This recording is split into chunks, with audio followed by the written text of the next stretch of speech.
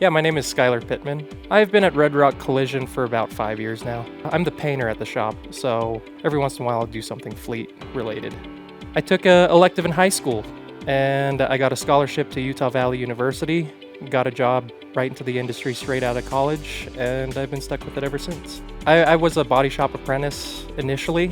I got moved on to structural, and I only did that for about 1.5 years. That's been about 11 years now. Definitely the spot welder. It's pretty fantastic. The automatic features on the spot welder work great because on the surface it looks like your weld could be good, but on the machine it could say that it's not. I like that it is manufacturer approved.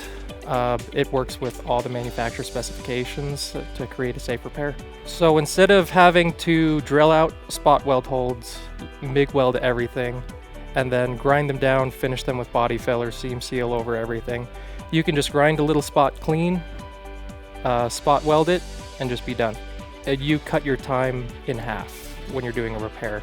So it just streamlines the whole process. A lot of shops will have older equipment that might not be manufacturer approved, and that does not create a safe repair for modern vehicles.